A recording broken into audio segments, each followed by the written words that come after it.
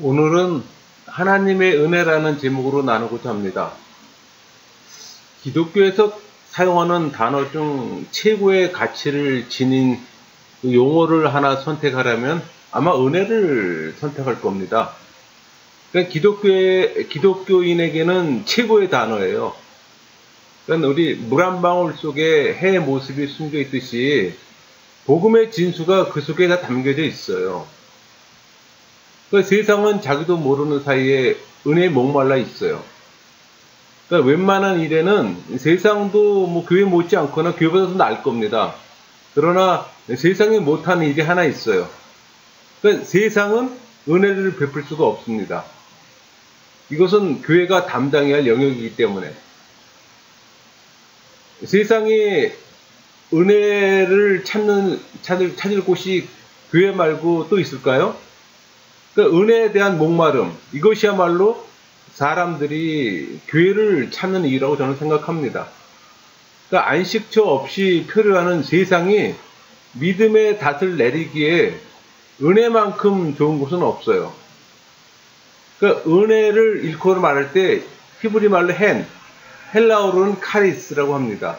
영어로는 그레이스, 블레싱이라고 부르기도 하죠. 그러니까 한마디로 정의하라면 하나님이 인간에게 아무 조건 없이 베푸는 사랑, 그걸 은혜라고 표현할 겁니다.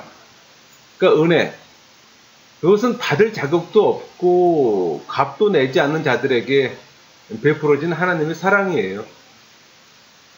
그러니까 우리는 모두 은혜 안에서 발견될 수 있습니다. 그러나 우리 인간은 어리석고 시야가 짧다 보니 하나님 은혜마저 유한한 줄 알아요. 그러니까 눈이 열리는 순간에야 은혜의 무한함을 깨닫게 되죠. 여러분, 은혜가 요구하는 것은 아무것도 없어요. 믿음으로 기다리다가 감사로 인정하면 그뿐입니다. 우리는 흔히 은혜를 받는다 이런 표현 많이 하잖아요. 그게 무슨 얘기인가 하니 다른 말로 성령의 지배를 받는다는 겁니다. 그러니까 은혜 받았어가 아니라 은혜 지배 아래 있어라는 표현이 더 맞는 거예요. 그러니까 은혜의 지배 아래 있으면 또 순종과 연결됩니다. 반면에 죄의 지배 아래 있으면은 죄를 행함으로 죄를 짓게 되는 거고. 그러니까 교회 안에서 뜻도 모르고 가장 남용되는 단어가 아마 이 은혜라는 단어일 겁니다. 사실 은혜라는 이 단어에는 깊은 신학적 의미, 교리적 의미가 있어요. 근데 우리 너무 쉽게 지금 사용하고 잘못 사용하는 건데, 흔히 잘못 사용되는 예가 음악을 듣다가 또 십자가를 보고서 어떤 정서적 흥분 상태나 체험 상태를 은혜라고 표현하는데 그 은혜 아니에요, 여러분.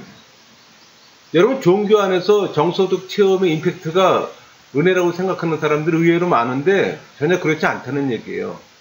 어떤 종교든 그 종교 안에서 정서적 체험으로 눈물을 흘리는 경우는 다 있습니다. 모든 종교가 다 갖고 있는 거예요. 그러나 그것은 은혜가 결코 아니라는 얘기죠. 그러니까 진짜 은혜의 개념은 죄를 깨닫게 하는 것이 은혜입니다. 또 회개케 하는 것이 은혜예요, 여러분. 그러니까 여러분들이 말씀을 듣고 여러분들이 죄를 깨닫게 되면 그게 은혜가 되는 거고, 여러분들의 죄를 보게 되고 그 죄를 회개케 되면 그게 은혜인 거예요. 그러니까 은혜는 죄를 인지하고 죄 때문에 죽은 예수님의 공의를 느끼는 것이 은혜라는 얘기예요. 그러니까 성부 하나님 앞에 버림받은 성자 하나님의 공의를 깨닫게 되는 게 은혜라는 얘기입니다. 여러분, 병 고침이 은혜가 아니에요. 상처 회복이 은혜가 아닙니다. 내적 치유가 은혜가 아니에요, 여러분. 모든 은혜는 십자가를 통해서만 옵니다. 그러니까 은혜 받는다고 하는 사람들은 예수의 길을 걷게 됩니다. 그 은혜를 받는 그 순간부터라도. 그러니까 예수의 삶으로 이끌어지는 거예요. 그러니까 십자가가 아닌 다른 통로에서 오는 어떤 정서적 흥분 상태를 의심하세요. 순간적 감정의 변이가 은혜라고 착각하는 일들이 의외로 많은데 결코 그건 은혜가 아닙니다. 여러분, 은혜는 내 삶의 변화를 일으켜요. 그 변화의 원동력이 은혜인 거예요. 최고의 복. 그러니까 여러분이 성령을 받게 되면 세상 가치가 떨어지잖아요. 그게 은혜예요, 여러분. 여러분은 그 복음주의적 그리스도인이라는 말을 많이 들어봤을 겁니다. 그럼 그 말을 들을 때 여러분 생각나는 게 뭐예요? 보통 뭐 낙태를 금지하고 뭐 동성애를 반대를 주장하는 다분히 그 정치적 성향의 답이 보통 대부분입니다. 은혜 근처에라도 가는 이야기는 단 한 번도 들어보질 못했어요. 그리스도인들이 세상에 풍기는 냄새가 그와는 거리가 먼 탓이에요, 여러분. 그러니까 연합 없는 교회도 비은혜의 일면입니다. 사실 비은혜는 어느 종교에나 다 있어요. 그러니까 어떤 이는 파괴적 수침의 3대 원인으로 뭐 세상 문화다, 은혜 잃은 종교다, 용납 없는 부모라고 보통 얘기합니다. 그러니까 세속 문화의 기조 속에는 사람이란 외모도 뭐 기분도 능력도 늘 좋아야 한다는 것이 내포되어 있어요. 또 은혜 잃은 종교, 누구든 율법 조항을 지켜야 하며 만약 실패할 경우 파멸된다는 그런 잘못된 생각을 갖고 있어요. 또 용납 없는 부모는 자녀들에게 너 창피하지도 않니? 이런 이야기로 자식들에게 아무리 노력을 해도 합격점을 주지 않는 그런 확인만 시켜주는 잘못된 것들인 거예요. 여러분, 하나님의 사랑이 값없이 조건 없이 우리를 찾아온다는 이 개념은 우리 인간의 모든 본성과는 사실 상반된 겁니다. 여러분, 타 종교의 특히 불교의 고행, 힌두교의 업보, 뭐 유대교의 언약, 이슬람의 법전 모두 인간 노력으로 인정받는 길을 제시하고 있어요.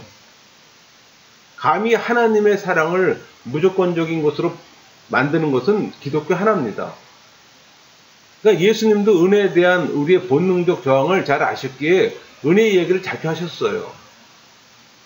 뭐 선인에게나 악인에게나 고루 비치는 햇빛을 비유하기도 하셨고, 또 심지어 거두지도 않고 거저 먹는 새들 이야기, 또 가꾸니는 없어도 험한 산지락에서 절로 피는 들꽃들, 이런 것들을 통해 은혜로 가득 찬 세상을 보여주셨습니다. 또 한 마리 잃은 양, 잃어버린 동전 한 입, 뭐 집 나간 탕자의 뭐 비유. 그러니까 은혜란 우리 한 사람 한 사람에게 놀라울지만치 그 개인적인 것으로 보여주셨어요. 여러분, 예수님의 비유는 사실 예수님 지상생활의 축도판입니다. 그러니까 예수님은 안전한 울타리를 떠나서 어둡고 위험한 반길을 나선 목자와도 같아요. 그러니까 예수님은 잔치온 세리, 뭐 잡배, 창녀도 언제나 환영했잖아요. 그분은 건강한 자가 아니라 병든 자, 의인이 아니라 불의한 자를 위해 이 땅에 오셨어요. 그러니까 당신을 배반한 자, 특히 가장 필요할 때 당신을 버린 제자들을 대할 때도 그분은 사랑에 애타는 아버지였던 거예요. 여러분, 성령이 은혜라는 도구를 사용해서 성도를 지배합니다. 그러니까 성령 하나님이 성도를 지배하는 힘이 은혜예요, 여러분. 그러니까 오직 신약시대 신자들에게만 주어지는 방식입니다.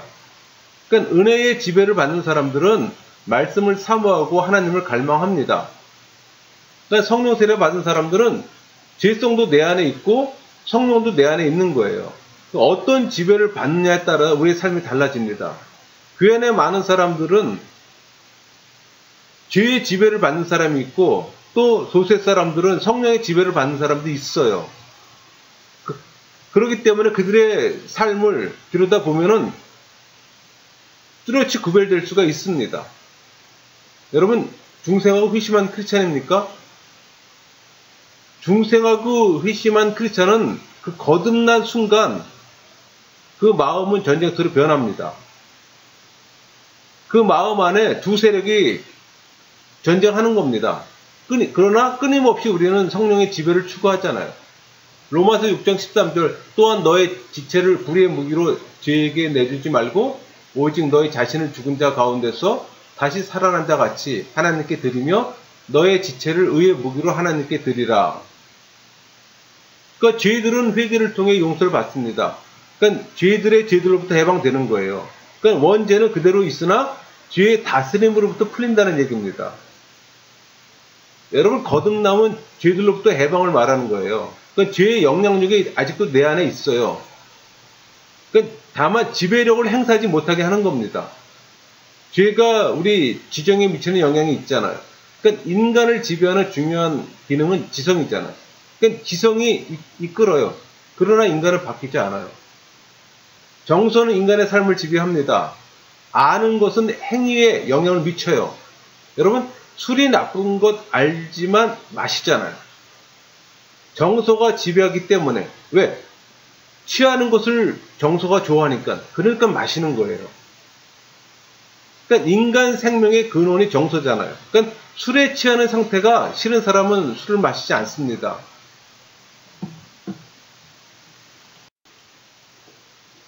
여러분, 은혜는 불공평이 있습니다. 하나님께서 성실한 에서 대신에 교활한 야곱을 택한 까닭이 뭘까요? 또 직무태반자인 삼손에게 초자연적 위력을 허락하신 그 까닭은 또 무엇일까? 또 왜 목동 다윗을 이스라엘 왕으로 세웠었는가? 그런 질문을 곧잘 합니다. 왜 그 왕의 불륜 관계 열매인 솔로몬에게 탁월한 지혜 은사를 주셨는가? 사실 구약의 이런 기사마다 그 이면에는 은혜의 물결이 꿈틀대고 있습니다. 그 물결은 마침내 예수님의 비유에서 나타나고 또 권성진학적 사조의 판도를 바꿔놓기도 합니다.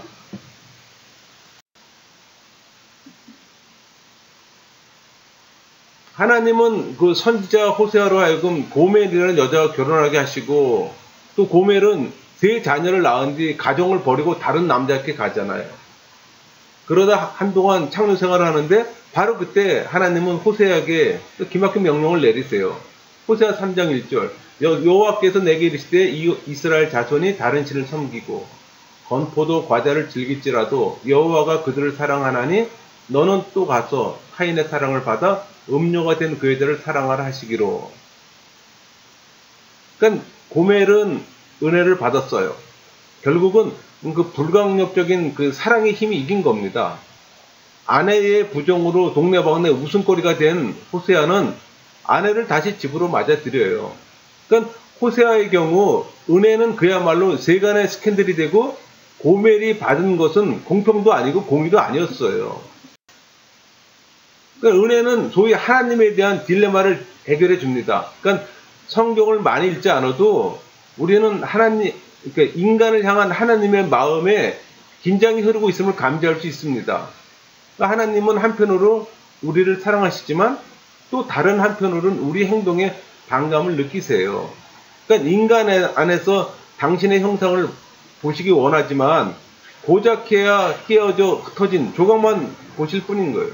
그래도 하나님은 포기할 수 없어서 또 포기하지 않으시고 그 호세아 11장 8절 에브라임이여 내가 어찌 너를 놓겠느냐 이스라엘이여 내가 어찌 너를 버리겠느냐 내가 어찌 너를 아드마같이 놓겠느냐 어찌 너를 수보임같이 두겠느냐 내 마음이 내 속에서 돌이키어 나의 공일이 온전히 불붙듯 하도다. 그러니까 하나님은 호세아서를 통해 당신의 끊을 수 없는 사랑을 보여주시는 겁니다. 여러분, 어떤 이는 이 복음의 핵심을 불강적으로 타오르는 사랑의 힘에 무너져 내리는 하나님이라고 표현하는 사람도 있어요. 그 다메섹 도상의 길바닥에 엎드러진 바울은 바로 그러한 은혜의 충격에서 영영 헤어나지 못했습니다. 그러니까 바울 서신에서 기가 따갑도록 은혜를 이야기한 바울은 인간이 하나님과 화목해 대신 그 경의를 밝히는데 사실 많은 공을 들입니다. 그러니까 하나님은 인류를 버리시기보다는 그 아들을 버리셨어요. 그러니까 은혜란 받는 이에게는 값없는 것이지만 주는 이에게는 전 소유가 다 들어가는 거랑 마찬가지예요. 그러니까 성령이 바울의 의지를 타치하고 은혜를 작용시키면 은혜는 인간의 정서에서 작용하고 또 지성은 정서와 가는 길을 결정합니다. 그러니까 죄는 인간의 정서를 지배하잖아요.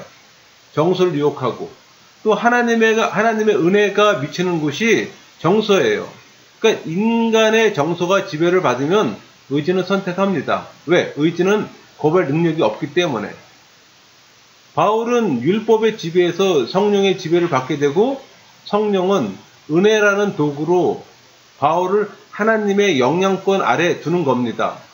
당연히 죄의 지배에서 벗어나게 되는 거죠. 바울이 은혜 아래 있기를 원했어요. 그러다 보니까 죄를 멀리하게 되는 거고. 그러나 죄의 지배를 받는 사람들은 정서가 죄에 노출되면 계속 죄를 짓게 돼요. 그러니까 죄의 지배 아래 놓이면 선행을 해도 그건 악입니다. 왜? 죄의 다스림을 받는 노예이기에. 그러니까 신자가 은혜 아래 놓이면 선으로 봅니다. 죄를 지어도 구원을 받아요. 그러니까 죄의 지배를 받는 자는 사망에 이르지 않아요. 모순처럼 들릴 수 있어요. 여러분, 거듭난 자들은 죄를 지을 수 없다고 말하는 것은 사실 거짓이에요. 거듭난 사람도 죄를 집니다. 거듭난 사람이 죄를 짓지 않는다고 주장하는 파들이 구원파잖아요. 여러분, 죄의 싹은 사망이에요.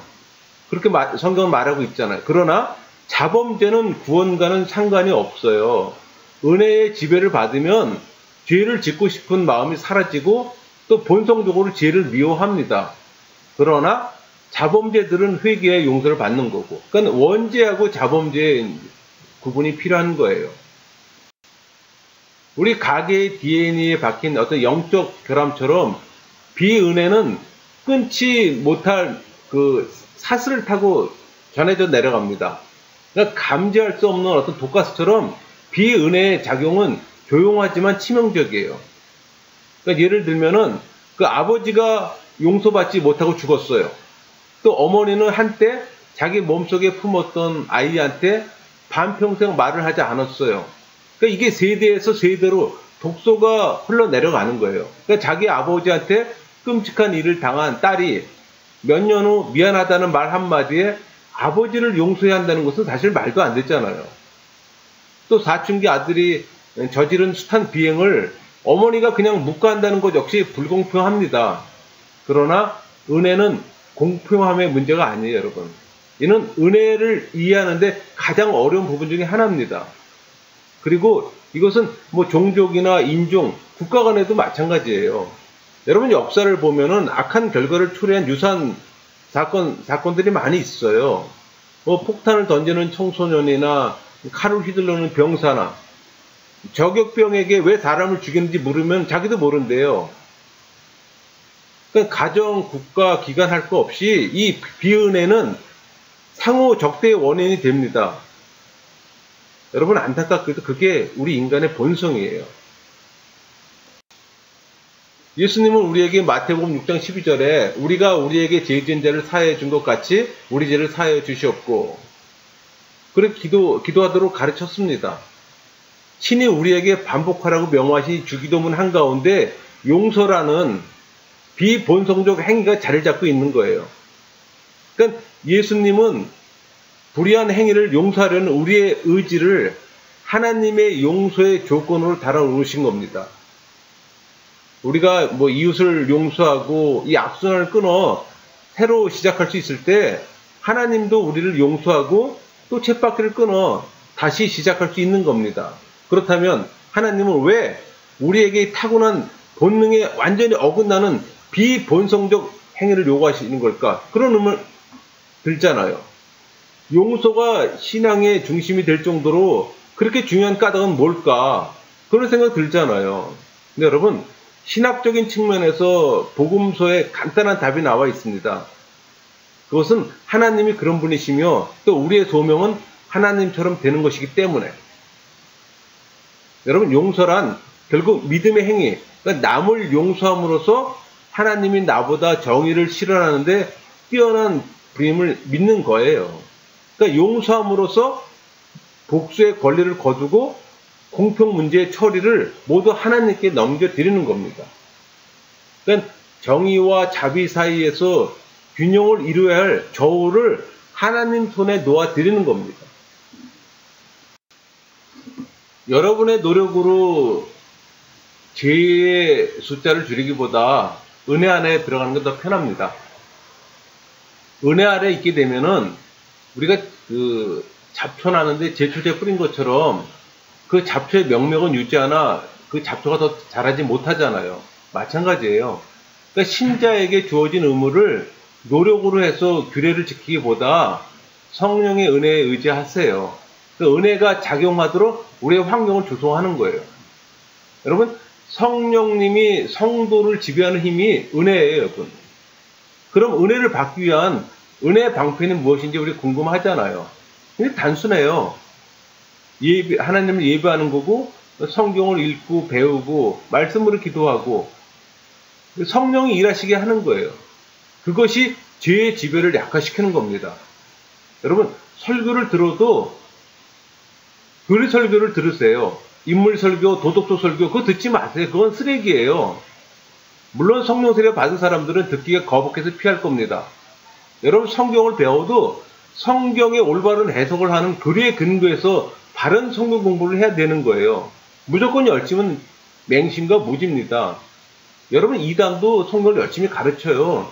세대주의도 성경을 열심히 가르쳐요. 성경을 오히려 우리 정통교회보다 더 열심히 공부하고 더 열심히 가르쳐요. 문제는 뭐냐면 잘못된 교리로, 잘못된 해석으로, 잘못된 결과물을 만드는 게 문제이지.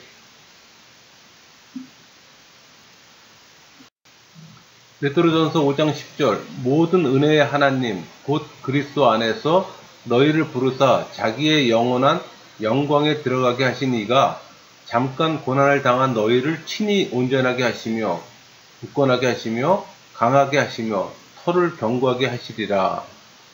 여기서 모든 은혜의 하나님, 이 표현은 고난받는 그리스도인들에게 큰 소망의 위로가 되는 걸 말합니다. 그러니까 그리스도인들이 당하는 모든 고난 중에 하나님께서 특별한 도우심으로 은혜를 베푼다는 걸 지금 암시하는 거예요. 하나님의 은혜는 먼저 그리스도 안으로, 그러니까 그리스도인들을 부르는 사역에서 시작됩니다. 그 부르심의 목적은 영원한 영광, 즉 궁극적인 구원을 소유하게 하는 거예요. 그리스도 안에서, 헬라어로 엔 크리스토, 바울이 잘 쓰는 표현입니다. 그러니까 하나님께서 구속사역을 위해 그리스도인들을 부르시는 것이 그리스도에 의해서 성취되었음을 지금 시사하는 거예요. 성령 세례를 받아 예수 그리스도의 믿음이 내 안에 있을 때 우리는 그리스도인이 되며 또 하나님의 구속 사역에 동참하게 되는 걸 말합니다. 베드로전서 5장 12절 내가 신실한 형제로 아는 실로아노로 말미암아 너희에게 간단히 써서 권하고 이것이 하나님의 참된 은혜임을 증언하노니 너희는 이 은혜에 굳게 서라.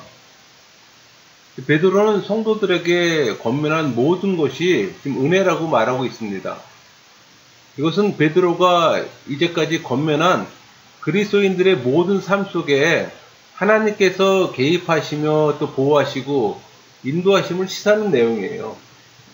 그러니까 그리스도인들이 살아가는 삶 자체가 하나님의 은혜요. 또 그리스도인들은 그 은혜 안에서 뿌리를 내려 흔들림 없이 굳게 설 수 있어야 되는 겁니다.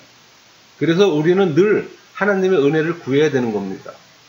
왜? 그것이 성령의 지배를 받는 삶이기에. 여러분, 그리스도이든지 불신자든 간에 우리가 용서라는 그 본성적 행위를 택해야 되는 이유는 뭘까요? 그것은 용서만이 이 비은혜의 사슬을 끊고 비난과 고통의 그 악순환을 중단시킬 수가 있기 때문입니다. 여러분, 신약에 가장 많이 사용되는 용서라는 이 단어, 헬라어 단어는 문자적으로 자신을 풀어주다, 멀리 놓아주다, 자유케 하다 그런 뜻이에요. 그러니까 용서에는 출구가 있습니다. 그러니까 용서로 책임 소재와 공평성의 문제가 일소되는 건 아니지만은 관계의 새 출발은 얼마든지 가능해요. 바로 이 점이 인간과 동물과 다른 점이에요. 그러니까 사고력이 아니라 회개와 용서의 능력이 인간을 인간되게 한다는 거예요. 그러니까 냉혹한 본성의 법을 초월하는 가장 비본성적 행위는 오직 인간만이 할 수 있습니다. 또한 용서의 다른 위력은 가해자가 겪는 죄책감의 중압을 덜어준다는 거예요. 우리 일상의 삶 속에서 용서가 불공평하게 느낄 수가 있습니다. 그러나 최소한 이 복수의 악순환을 중단시킬 방도도 또한 그 안에 있습니다. 그러니까 복수에 집착하는 일의 그 치명적 약점은 끊임없이 새로운 악에 빠진다는 거예요. 그러니까 용서만이 타인의 불의에서 우리를 자유케 합니다. 여러분, 우리 모두가 우리 구약의 동해보복보이라는 거 있잖아요. 눈에는 눈으로. 이런 식의 정의 원리를 많이 따른다면은 세상은 결국 다 눈먼 장님들만 있게 될 겁니다. 그 은혜에는 은혜 나름의 힘이 있음을 역사가 보여줬어요. 그러니까 여러분, 우리 비은혜 법에 맞서 최고의 값을 치른 사람들 있잖아요. 링컨이나 간디, 마틴 루터킹 같은 그런 지도자들은 화해에 이르는 국가 분위기를 조성할 수 있었습니다. 여러분, 정치는 국경이나 부나 범죄 등 외적인 면을 다뤄요. 반면에 이 진정한 용서는 정치에 답이 없는 인간 내면의 악을 다룹니다. 그러니까 지독한 악, 우리 보통 인종차별이나 종족 혐오 이런 것들 있잖아요. 그러니까 이런 악은 공기로 전염되는 질병처럼 사회 구석구석 그냥 퍼져나가 있습니다. 한 사람의 기침에 버스에 탄 승객이 다 감염되잖아요. 그러나 약은, 치료제는 백신처럼 한 번에 한 사람씩 투여됩니다. 그러나 은혜의 순간에 이르면 모두가 숨을 멈추고 말을 잃은 것처럼 진정 용서가 약임을 수긍하게 됩니다. 여러분, 1990년 동독 최초로 자유선거가 치러졌잖아요. 그때 국회가 탄생됐습니다. 그러니까 국회는 최초 공식행위로서 전 세계 유대민들에게 용서를 구하는 희한한 성명서를 냈어요. 그러니까 동독교회는 이 성명서를 만장일치로 통과했고, 국회는 또 이런 행동이 어떤 변화를 가져왔을까 지켜봤습니다. 여러분, 그렇다고 그 법이 통과됐다고 해서 살해된 유대인이 되살아나는 것도 아니고 나치의 극악무도한 행위가 없어진 것도 아니에요. 그러나 그것은 반세기 가까이 동독인들을 숨막히게 해온 죄책의 중압감을 덜어줬던 겁니다. 그러니까 독일과 이스라엘 사이에 이 관계에 존재한다는 것 자체가 국가 간 용서에 더할 나위 없는 좋은 본보기였어요. 그러니까 국제 정치에서도 은혜는 고유의 힘을 간직하고 있습니다. 그런데 일본은 왜 이걸 못할까요? 아주 그게 궁금해요. 여러분, 마틴 루터킹 주니어는 용서와의 씨름을 버밍행 옥중 서신에 기록한 바 있습니다. 유명한 서신이에요. 그러니까 이 킹은 악을 만인 앞에 끌어내므로써 온 국민의 의분의 저수지에 물꼬를 텄습니다. 그러니까 루터킹은 전략을 세워서 화약이 아닌 은혜의 전투로 임했던 거예요. 그 사람은 적과 만남을 거부한 적이 없어요. 정책은 반대했지만 사람은 적대하지 않았어요. 그러니까 무엇보다도 중요한 거는 폭력의 비폭력으로, 미움의 사랑으로 맞섰다는 겁니다. 그 킹에 따르면은 진정한 목표는 백인을 무찌르는 게 아니라 압제자들 속에 수치심을 일깨워 잘못된 우월감에 도전한다는 거, 그런 표현을 썼어요. 결과는 화해였습니다. 그 결과는 구속이고 결과는 사랑의 공동체를 만드는 거였어요. 그러니까 우리에게 사실 시사하는 바가 커요. 여러분, 1994년에 놀라운 혁명이 하나 일어났잖아요. 놀랍다는 말은 모두가 6월 사태를 예상했는데 그렇지 않았다는 얘기예요. 우리 남아프리카 공화국은 평화 시위의 발원지였습니다. 이 넬슨 만델라는 남아프리카 공화국 최초 흑인 대통령이었고, 사실 여러분 연습할 기회가 많았던 남아프리카 공화국 사람들은 은혜의 무기 사용에 완성도를 높였습니다. 그러니까 남아공화국 평화혁명에 결정적 영향을 미친 것이 기독교 신앙이었어요. 이 넬슨 만델라는 26년간 감옥살이 끝에 복수가 아닌 용서와 화해의 메시지로 비은혜의 사슬을 끊었습니다. 그러니까 정치적 힘을 찾는 다수 민족의 흑인, 그들은 용서 문제를 공식 논의했어요. 그러니까 정책을 위반하는 법무부 장관의 말이 꼭 신학 이야기 같았습니다. 그에 따르면 아무 피해자 대신 용서할 수 없다고 했어요. 그러니까 피해자가 직접 용서를 해야 되는 겁니다. 또 완전한 진상규명 없이는 아무도 용서할 수 없다. 못 박았어요. 그러니까 남아공 국민들은 과거를 잊기 위해 과거를 기억하는 작업을 한 단계 한 단계 진행하고 있었던 겁니다. 그러니까 용서를 추구하는 국가는 최소한 그 반대, 즉 비용서의 처참한 결과는 피할 수가 있었습니다. 그게 우리에게 주는 메시지예요.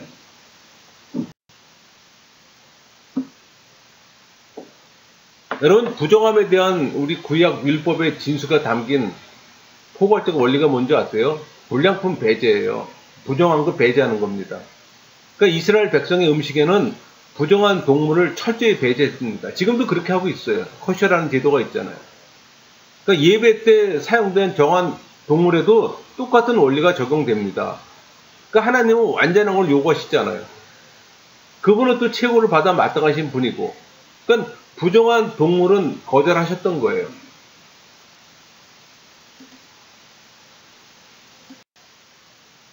여러분, 예수님이 이 땅에 오신 시기는 사실 그 당시 종교 부흥의 시기였습니다. 예컨대 그 바리새인은 정결을 지키는 규율을 정확히 조목조목 정해뒀잖아요. 그러니까 이방인의 집에 들어가지 말라, 뭐 죄인들과 함께 밥 먹지 말라, 안식일에 일하지 말라, 뭐 식사 전에는 7번씩 손을 씻으라. 그러니까 정결하게 하는 의식이나 안식일 규례 따위에 신경 쓰고 부정한 사람들에 대한 예수님의 접근은 사실 동족들을 당하게 했고, 또 이거는 결국 예수님을 십자가 달리게 만드는 데 일조했습니다. 그러니까 본질상 예수님은 애지중지 지켜온 이 구약의 불량품 배제 원리를 무효화하는 대신 우리는 다 불량품이다. 우리 다 환자다. 하지만 하나님은 어쨌거나 우리를 사랑하신다. 그러니까 은혜의 새로운 규정을 제시한 겁니다. 저는 이 예수님 접근에서 구약 율법의 폐기가 아니라 완성을 봅니다. 그러니까 하나님은 세속에서 거룩을, 부정한 것에서 정한 것을 구별해내심으로 세상을 거룩하게 하셨던 거예요. 그리고 예수님은 이 성화의 원리를 폐기하지 않고 그 근원을 바꿨던 거예요. 그러니까 이제는 성령님이 우리 안에 계심으로 우리도 하나님의 거룩함을 내보내는 통로가 되어야 합니다. 그러니까 예수님처럼 우리도 이 부정한 세속을 활보하면서 이 부정한 세속 속에 살면서 거룩함의 근원이 될 수가 있는 거예요.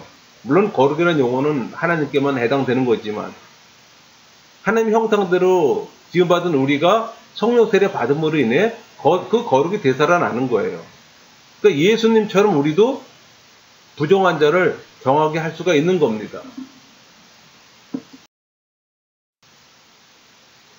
여러분, 그 동성애를 둘러싼 뭐 신학적, 도덕적 이슈를 뭐 파고들 생각은 전혀 없습니다. 그건 분명히 말씀드리면서 이야기를 꺼낸 이유는 하나예요. 나와 다른 사람들을 대하는 태도에 은혜가 어떤 영향을 미쳐야 하는가 하는 그 개념 때문에. 어떤 이는 동성애자가 되지 않기를 간절히 원했지만 그게 뜻대로 되지 않는 거예요. 이런 죄책감에도 불구하고 어떤 이는 결국 자기가 택한 길을 가느냐 마느냐 둘 중에 하나의 결론에 이르게 됩니다. 그는 온전히 살려면 동성애자라는 정체를 수긍하고 레즈비언이나 게이 이 파트너를 찾아야 한다고 결론 짓습니다. 여러분, 동성애를 몰랐더라면 내 생각이 훨씬 단순했을 거라는 생각도 들어요. 이제 그들을 어떻게 대해야 하나, 은혜는 나로 하여금 어떻게 할 것인가, 또 예수님이라면 어떻게 하셨을까, 이런 생각을 하게 합니다. 우리 주변에 동성애자를 사랑으로 대하려는 그리스도인들을 봅니다. 저는 그 성경이 금하고 있음을 확신하기에 동성애를 반대하며 늘 그 점을 분명히 합니다.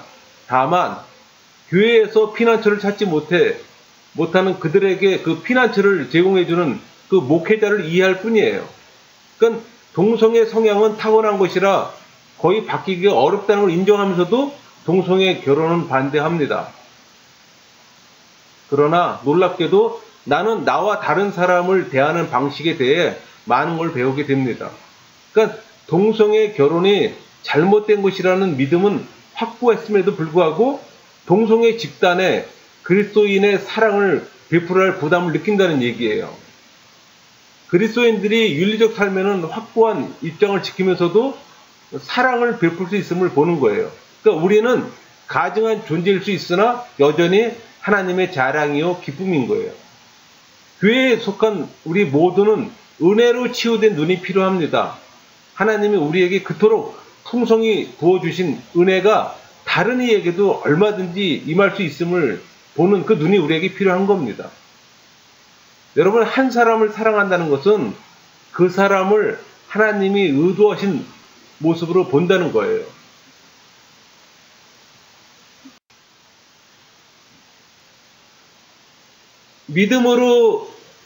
믿음으로만 또 은혜로만 의롭다함을 받는다는 메시지는 잘못 남용의 소지가 있어요.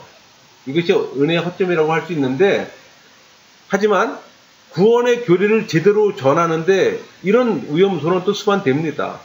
그러니까 은혜에서는 물결의 향기가 나요. 그러니까 로마서 5장 20절에 율법이 들어온 것은 범죄를 더하게 하려 함이라. 그러나 죄가 더한 것에 은혜가 더욱 넘쳐났니.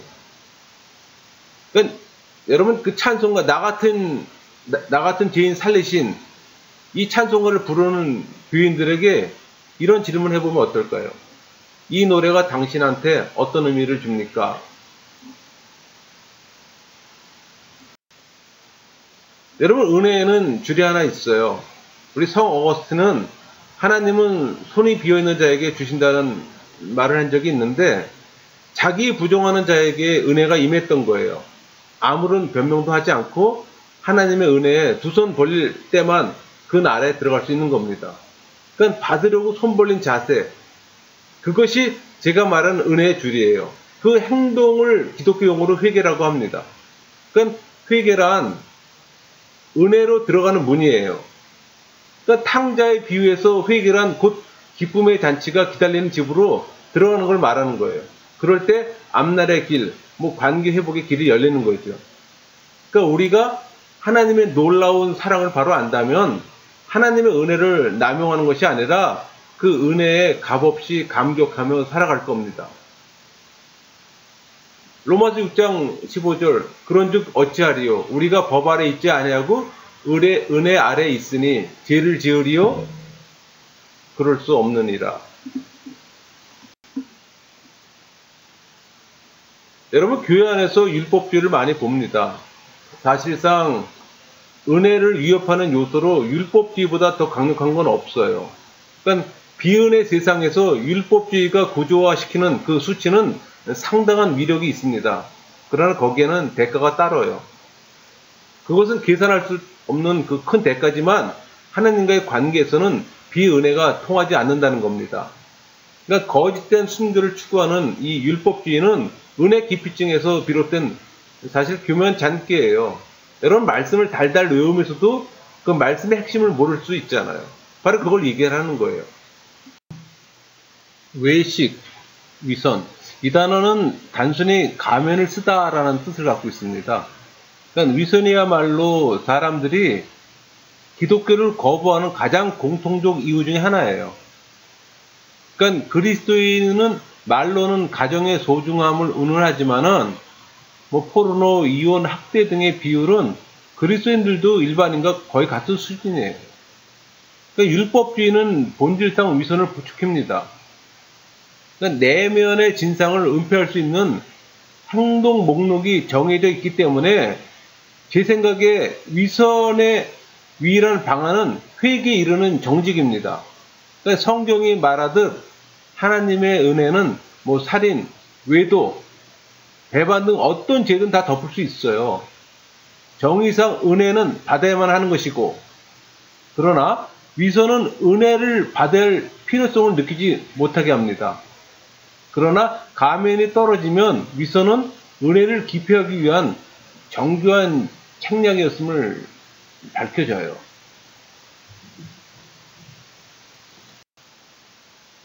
예수님은 하나님의 율법이 절대적이고 완벽해서 자력으로는 아무도 의에 도달할 수 없다고 분명히 선포하셨습니다.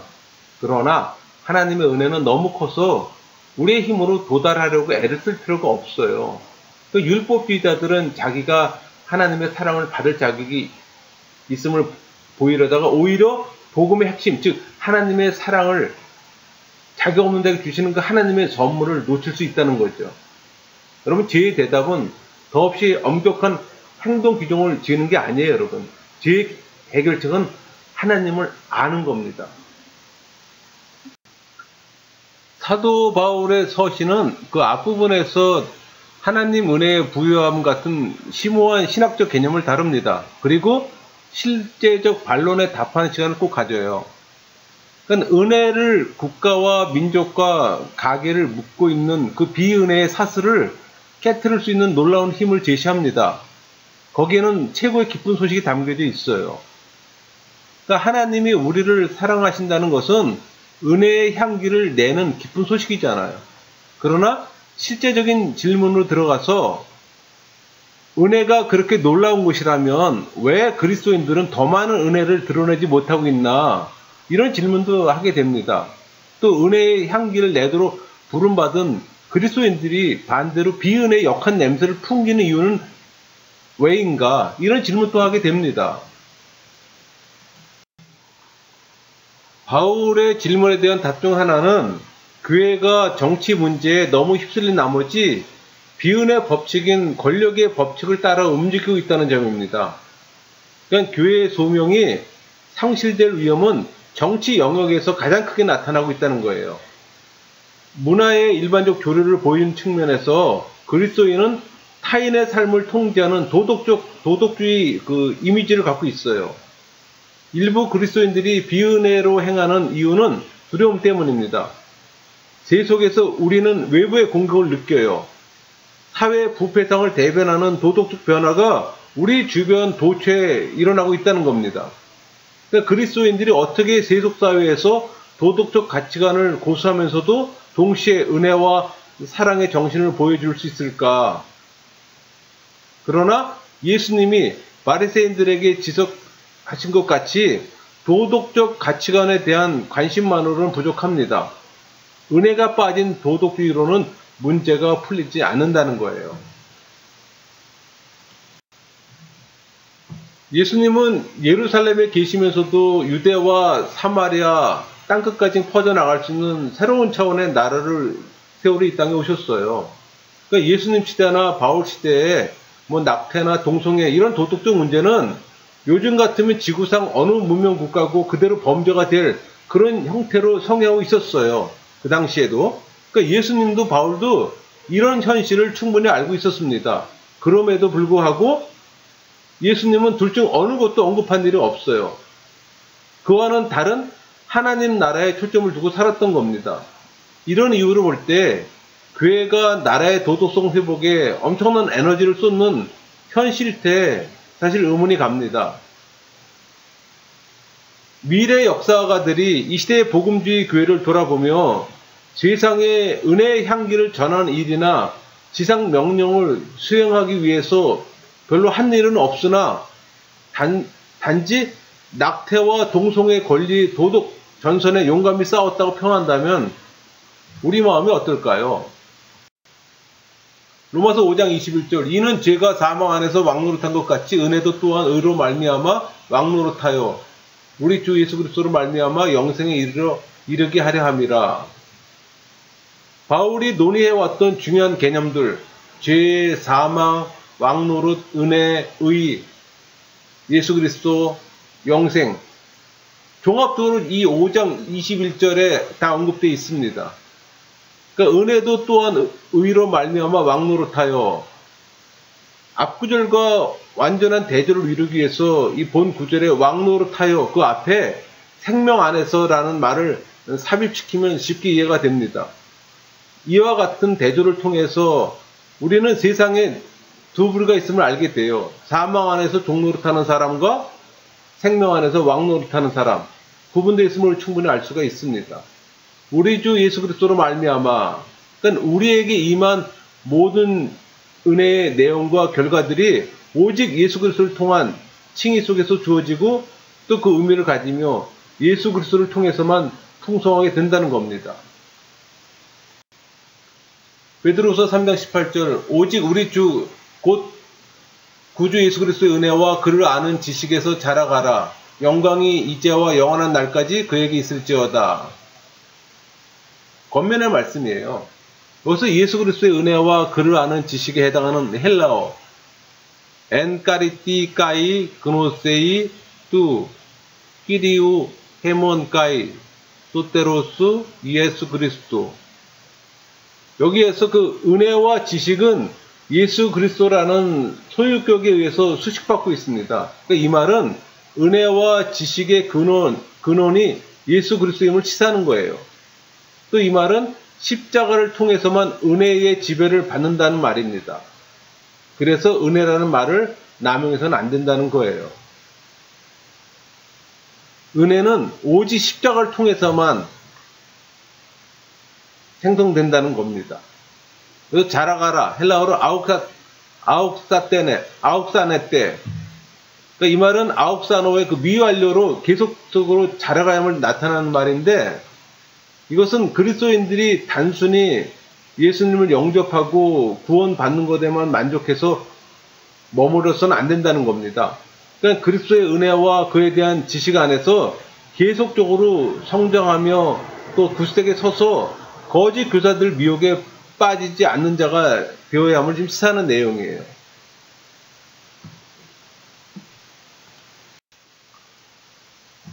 하나님과 점점 멀어지는 사회에서 그리스도인은 어떻게 은혜를 경험할까요? 이제 주님을 사랑하고 동시에 나라를 사랑하는 우리 모두는 그 사랑을 표현하는 최선의 방법을 정해야 합니다. 미래가 어떻게 되든 반드시 적용되어야 할 세 가지 잠정적 결론을 나누고자 합니다. 첫째는 그 하나님의 은혜를 베푸는 일이야말로 그리스도인이 주로 기여할 부분이라 저는 믿습니다. 그러니까 우리는 신앙과 정치라는 영역에서 기웃기웃거리고 있어요. 사회의 당면 이슈는 중요한 것이며 또 문화 전쟁은 불가피합니다. 그러나 그리스도인은 전쟁에 임하는 무기가 달라야 합니다. 자비의 무기를 써야 되는 거예요. 그건 사랑이에요. 그러니까 자비의 무기는 위력적일 수밖에 없습니다. 둘째 결론은 첫 번째 것과는 다소 좀 상충돼 보이는 것으로 은혜의 방식에 따른다고 해서 교회가 정부와 완벽한 조화를 이루고 살게 되지 않는다는 겁니다. 그러니까 타 문화권의 복음을 들고 간 선교사들도 특정 관습에 도전할 필요성을 느꼈습니다. 이는 곧 국가와의 정면 대결이 되었던 거예요. 그러니까 인도 선교사들은 카스세도, 아동 결혼, 신부 화형, 과부 재물 등에 맞서 싸웠고, 또 남미에서는 인신 재물을 못하게 막았으며, 또 아프리카에서는 일부 다처제와 노예 제도에 반대했어요. 그러니까 신앙이란 개인의 경건에서 그치는 것이 아니라 사회 전반에 주는 메시지도 된다는 사실을 그리스도인들은 알았던 겁니다. 세 번째 결론은 교회와 정부가 친해지면 정부는 좋지만 교회는 나쁘다는 거예요. 그러니까 은혜의 최대 위험이 바로 여기 있는 겁니다. 그러니까 교회의 숭고한 은혜의 메시지가 비은혜 법칙으로 움직이는 정부에 의해 점점 잠식당하고 만다는 겁니다. 그러니까 교회는 하나의 저항 세력, 즉 정부의 막강한 위력에 대한 균형 세력으로 존재할 때 그 진가를 발휘해요. 천주교가 그걸 잘하잖아요. 우리 개신교는 개교의 유지다 보니 응집된 힘이 없어서 발휘 못하는 모습도 보이곤 하는데, 그러나 과거는 그렇지 않았었어요. 과거에는 우리 개신교가 그 밀집된 힘으로 많은 영향력을 끼쳤습니다. 그러나 지금은 많이 변질됐어요. 그 영향력을 발휘하지 못하는 현실이기도 합니다. 정부와 친해질수록 메시지는 그만큼 희석되는 거예요. 그러니까 국가 교회로 기속될 때 복음은 또 변질되는 거고. 디도서 2장 11절 모든 사람에게 구원을 주시는 하나님 은혜가 나타나. 여기서 모든 사람에게는 하나님의 구원의 보편성을 나타냅니다. 신약 성경에서 본절에서만 사용되는 말이기도 해요. 이것은 구원이 사회적 지위나 성별, 나이에 관계없이 모든 사람에게 해당됨을 일치하는 겁니다. 그러니까 구원을 주신, 여기 해당하는 헬라어 소테리오스는 형용사로서 해방하다, 뭐 석방하다 그런 의미를 지닙니다. 그러니까 죄로부터 해방을 의미하는 거예요. 또 하나님의 은혜가 나타나 하나님의 은혜는 인간에게 값없이 주어지는 일방적인 호의로서 그리스도를 통한 구속을 의미합니다. 여러분, 은혜 충만한 그리스도인은 어떤 모습일까요? 그리스도인의 삶의 중심은 윤리나 규율이 아니라 새로운 시각에 있다고 믿는 사람입니다. 그러니까 자기 개발이나 확장 따위로는 어떻게 해서도 하나님을 기쁘게 할 수는 없는 죄인이라는 사실을 자신이 보고 시작할 때 곧 영적 중력의 그 힘을 벗어나는 겁니다. 그래야만 외부의 도움, 즉 은혜를 찾아 하나님께 갈 수 있고, 또 놀랍게도 거룩하신 하나님이 흠투성인 나를 사랑하고 계심을 깨달아 알 수가 있는 겁니다. 그러니까 중력은 우리를 유혹해서 자력으로 할 수 있음을 믿으라고 하지만 하나님의 은혜가 그 오류를 정정해줘요. 또한 이웃을 대할 때도 하나님이 사랑하시는 죄인으로 볼 때 역시 중력의 힘을 벗어나게 됩니다. 나 자신이나 교회 안의 사람처럼 그를 역시 하나님이 사랑하시는 죄인임을 알게 됩니다. 여러분, 은혜 충만한 그리스도인은 은혜의 렌즈로 세상을 보는 사람입니다. 그러니까 은혜의 렌즈로 세상을 보면 불완전이야말로 은혜의 선결 조건임을 깨닫게 됩니다. 빛은 갈라진 틈으로만 새어들잖아요. 세상에 필요한 것은 기독교 사랑이에요. 그러니까 나한테는 하나님의 은혜가 필요합니다. 그것이 제 간구예요. 상처투성인 나는 더 이상 혼자 힘으로 살아갈 수가 없어요. 하나님이 도와주셔야 합니다. 나는 이런 갈망을 고백한 자들을 자상하게 대하시는 예수님의 모습에 놀랍니다. 나는 도덕적으로 찬송할 수 없는 사람을 만날 때면 예수님의 정신을 되살려 애쓰면서 혼자 중얼거립니다. 이 사람도 하나님의 은혜를 갈망할 거야. 여러분, 교회가 기도할 때 은혜 충만을 위해 기도가 필요합니다. 복음의 현장에서는 성령 충만을 위해 기도해야 합니다. 신앙은 자기 결단으로 만들어가는 과정이에요. 믿음을 확신해가는 과정은 10년, 20년이 걸립니다. 믿음과 지성의 관계, 믿음은 이성을 초월해요. 믿음은 이성을 근거로 합니다. 때로는 이성을 필요로 하지만 초월합니다. 왜? 초월성이 계시잖아요. 모든 것을 이성으로 깨달을 수는 없어요. 계시는 이성으로 알 수가 없어요. 믿음은 계시 가운데로 인도합니다. 비이성적 내용이 확신으로 다가오는데 믿음이 있기 때문에 하나님을 알고 이해하고 경험하는 믿음이 필요합니다. 하나님이 다스리는 힘, 다스리는 실체, 그게 은혜잖아요. 다른 말로 성령이 나를 터치하는 겁니다. 그러니까 성령 받는 것은 은혜고, 은혜의 지배를 받을 것인가 죄의 지배를 받을 것인가, 그 선택은 여러분들의 몫이에요. 그러니까 성령의 내주하심이 은혜이고, 은혜를 받다 보면 은혜의 지배 아래 있는 거예요. 이 강의를 듣는 모두가 성령 세례 받고 은혜 지배 아래에서 신앙생활하는 모두가 되기를 소망합니다. 마치겠습니다.